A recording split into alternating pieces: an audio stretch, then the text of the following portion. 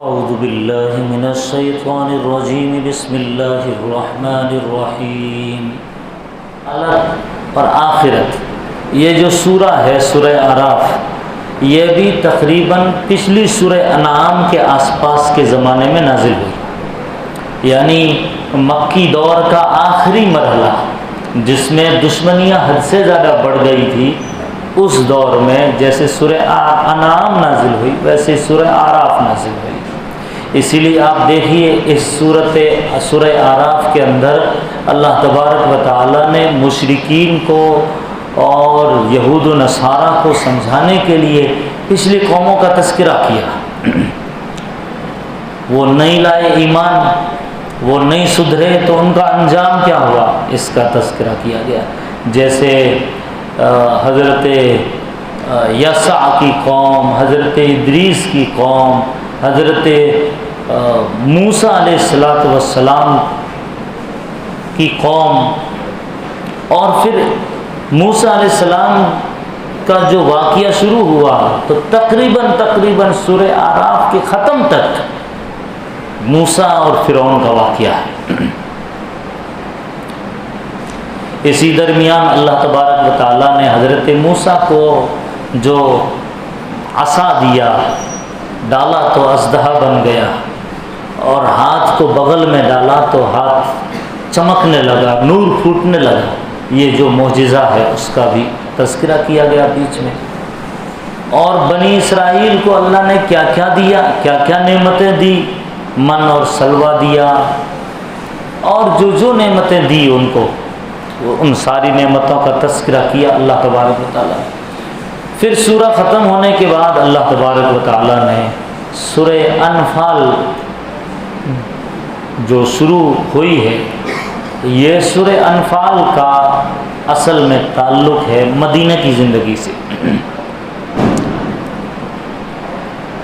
اور جہاں سے سورہ شروع ہوتی ہے وہاں پہ تذکرہ کیا اللہ نے جنگ بدر کے اس عظیم الشان واقعے کا، جس جنگ بدر کے نتیجے میں پوری دنیا میں آج میں آپ سبھی مسجد، مدرسہ، مکاتب، مدارس، مراکز، جتنے بھی دین کے شعبے ہیں اسی جنگ بدر کے طفیل ہیں۔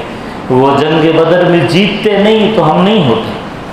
اللہ کے نبی نے دعا فرمائی، اللہم ان تہلک ہذہ العصابۃ لن تعبد ابدا۔ اے اللہ، یہ 313 ہے، سامنے 1000 ہے، اگر یہ 313 آج ہلاک ہو گئے تو روئے زمین پر تیرا نام لینے والا کوئی نہیں بچے گا، کوئی تیری عبادت کرنے والا باقی نہیں رہے گا۔ اے اللہ، ان 313 کو بچا دے، فتح دے دے، جنت دے، جیت دے دے، شکست نہ دے، ہار نہ دے۔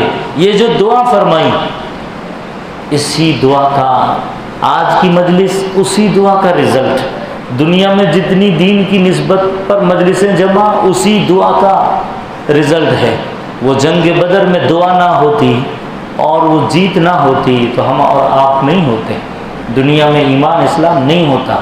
اللہ نے نبی کی دعا قبول فرمائی، جنگ بدر جس شان سے جیتے اللہ نے اسی شان سے اس صورت کے اندر اس نعمت کا تذکرہ کیا۔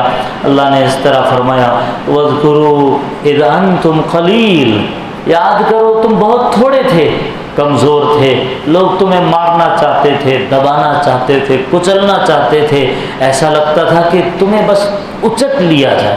يَتَخَطَّفَكُمُ النَّاسُ فَآوَاكُمْ، اللہ نے تمہیں ٹھکانہ دیا، وَأَيَّدَكُمْ، پھر تمہاری مدد کی، بِنَصْرِهِ، اپنی مدد سے تمہاری تائید کی، وَرَزَقَكُم مِّنَ الطَّيِّبَاتِ، اور بہت ساری نعمتیں دی، کھانے پینے کی، حکومتوں کی، اقتدار کی، سلطنتوں کی، بہت ساری نعمتیں اللہ نے دی۔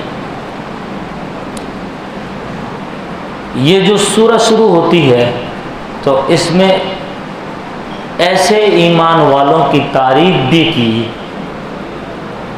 کس طرح تعریف کی سنیے، انما المؤمنون، حقیقی مومن، حقیقی ایمان والے پتہ ہے کون ہیں؟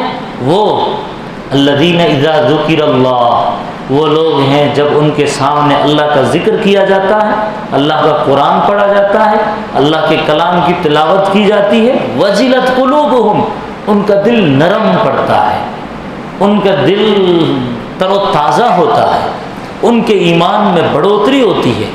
وجلت قلوبہم وَإِذَا تُلِيَتْ عَلَيْهِمْ آیَاتُ زَادَتْهُمْ ایمانا، ان کا ایمان بڑھتا رہتا ہے۔ قرآن سن کر دل اکتاتا نہیں، قرآن سن کر دل مایوس نہیں ہوتا، قرآن سننے سے دل گھبراتا نہیں، قرآن سننے سے انسان جو ہے نیند اور اونگ میں نہیں جاتا، بلکہ تر و تازہ ہوتا ہے، غور و خوض کرتا ہے، سمجھتا ہے، معنی میں تدبر اور تفکر کرتا ہے، تو ایمان میں بڑھوتری ہوتی ہے۔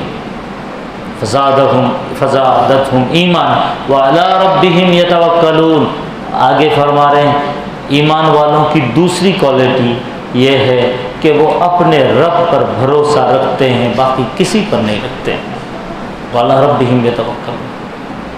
تیسری کوالٹی الذین یقیمون الصلاۃ، جو نماز قائم کرتے ہیں، وَمِمَّا رَزَقْنَاهُمْ يُنْفِقُونَ، جو اللہ نے دیا ہے اس میں سے خرچ کرتے ہیں۔ اولئک هم المؤمنون حقا، جانتے ہو یہی ہے وہ ایمان والے جو حقیقی مومن ہیں۔ لہم درجات عند ربہم، ان کے بڑے درجات ہیں اپنے رب کے پاس، ومغفرہ، بڑی مغفرت ہے۔ اس طرح ایمان والوں کا